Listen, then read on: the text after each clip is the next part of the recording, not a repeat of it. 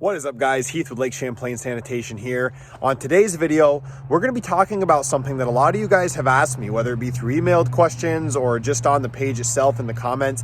How do I accept customer payments? Be it for my residential trash or my dumpsters, even my dump trailer rental or junk removal, guys. Believe it or not, there's multiple different ways that you can go about this in your business, and I think it's really going to depend on how you are scaling or what point you are in as to what's going to work best for you. But let's hop into this here, guys, and hopefully this one helps you on how to accept customer payments.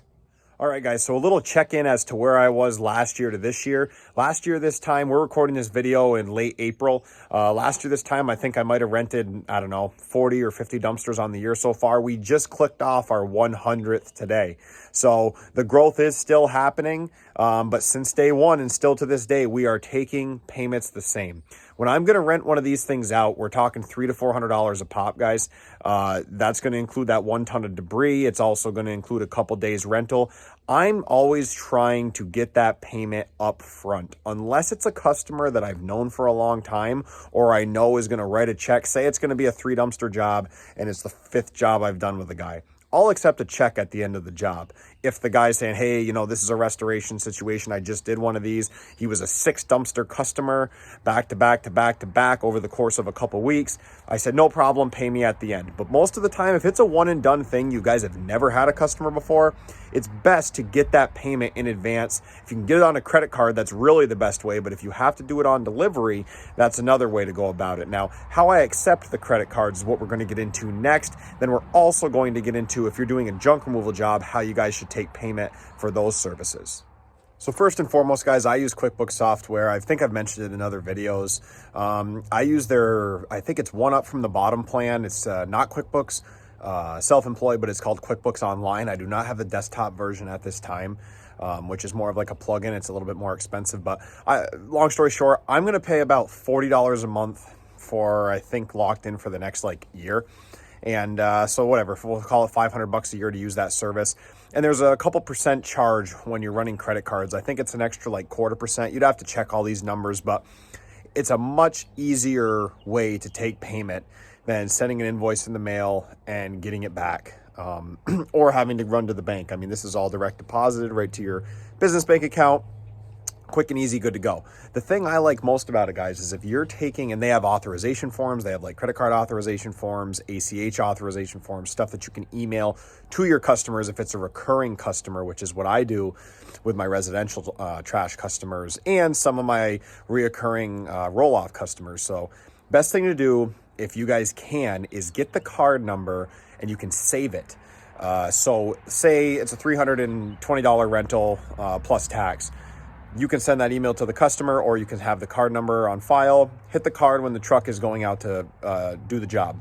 Now you're going to go to the dump, you dump the load, you find out it's 0.59 ton. It's super simple. Let the customer know, sir, ma'am, we're going to be hitting your card for the additional tonnage, and boom, you're all good to go. You got your money. It's easy. Now, when you take a check on delivery, same scenario, check on delivery for the 320 plus tax. Now, let's say you got that same, half a ton. So you are out $35 plus tax. And if you were at my landfill for that half a ton, now you're going to either have to then say, hey, do you have an email? I can email you this, and you can then now pay by a card, or I'm going to mail you a invoice, which is, going to go out for a couple days. And then you're just waiting to make sure you get your money back. Now, a $35 thing, guys, if you get burned, I've been burned once or twice before, not going to lie. I'm sure everyone has. Not going to ruin your day. But say you went out with a dumpster and you didn't take payment in advance, and they go out and put 3 ton in one of these bad boys, and now you're swallowing a $500, $600 bill. That's a really bad day, and for some people, that's a bad week, if that even happens one time. So that's why, guys, I always recommend get that credit card information if you can, or ACH information, something to pull the funds automatically on a trusted card source. And typically, if you're going to run the card in the beginning and at least get the money, if you get burned in the end, it sucks, but if you don't get burned, or what I was going to say is if you run that card in the beginning, odds are it's going to get approved again. And you can typically, tell what kind of customer and clientele you're dealing with when you drop the dumpster off, and always try to have that good verbal communication on, when you're about to run the card, if you're going to. But if you're going to email it to them and they do it, even better, it's good to go. Now let's hop into junk removal, because that's a little bit different, but I do something similar like I do in the in the dumpster side of the business. So guys, for junk removal, it's almost like contractor work, okay? If you're going to be doing a big job, and I would consider a big job anything over $1,000, like a clean out, I typically will try to get half down, either at the time of the estimate when they commit to the deal, or I will, send them an invoice for the half down and then collect the other half at the completion of the job. I very rarely will send a bill after a junk removal job, because once that junk is dumped, guys, there is no guarantee you are getting paid, unless maybe it's a huge job and you have a very good lawyer to chase your money. I don't like chasing money, guys. If you provide a good, trustworthy service and you have a good relationship with the customer, either on the phone or in person when you're bidding the job, odds are they're gonna have no problem putting 50% down and then paying you the rest when you get there. Now, I'll do cash, check, and card for this situation, guys, and to this date, knock on wood, haven't been burned yet. And again, when you're with these customers and clientele, you don't want to be super judgmental, but when you're around them, you can kind of get a feel for, okay, am I going to get paid on time or get paid at all? And those are things you're going to learn in time, the more jobs you do. But credit card, again, number one option, cash, number two option, and then check, number three. All goes into the same account, but it all just depends on how fast it gets there, guys. Boy, we have really got the birds chirping and the cars flying by in this video today, guys. So we went through dumpster rentals. We went through junk removal. I touched very briefly on residential trash. This residential trash, guys, is something where I probably send the most paper invoices out. I have about 550 bills I have to send out a month for residential trash. I realistically send out about 130 of those via paper. The rest of them are all on auto email. It's a beautiful feature in my Quickbooks software. I set them up. It's called Reoccurring Invoices.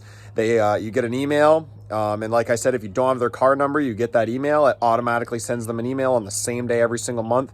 And I got about 70% of my people, guys, that'll pay within 48 hours of receiving that email. So it's an awesome service. Like I said, still dealing with paper, and normally they'll mail back a check. Really try to get away from like the payments on the lids, guys. I don't know if any of you garbage companies out there are still doing like the payment on the lid situation, but I'm realizing as I'm having other drivers in my trucks that that's just not a good way to do it. When you first get started, it's an old like mom and pop trick, I guess. Got the payment under the lid kind of situation, but we're not trying to do that anymore. And obviously the bigger we grow and the bigger any of you guys are out there, that's just not reality anymore for to have drivers picking up payments under lids. So yeah, guys, I mean, really a short and sweet video. Just wanted to touch on some of the key points of this video. Payment in advance on dumpsters. Get your payments in advance. That tonnage stuff, try to get that credit card. Try to get that credit card so you can key it in and then bill that card for the overages. And as I said before, when I'm saying 0.5 ton, guys, you're always including a ton in your fees, 1 ton. I'm saying 0.5 ton or 0.5 over the ton. So you'd have 1.5 in the dumpster. That's when you're going to bill that extra. If it's only 0.5, then it's just going to be included. But if it's 1.5, you got to get your extra money, guys, because those fees will add up really quick. You go do 5 dumpsters in a day, you could be talking $150 lost just because you didn't have that card info up front. So hope you guys enjoyed this video. Residential trash, junk removal, dumpsters, it's all 3 things that we're doing. If I get into any other services, I'm obviously going to let you guys know. I really appreciate all the comments and the shares of the content. And if you guys like this channel, like and subscribe, and we'll see you in the next one.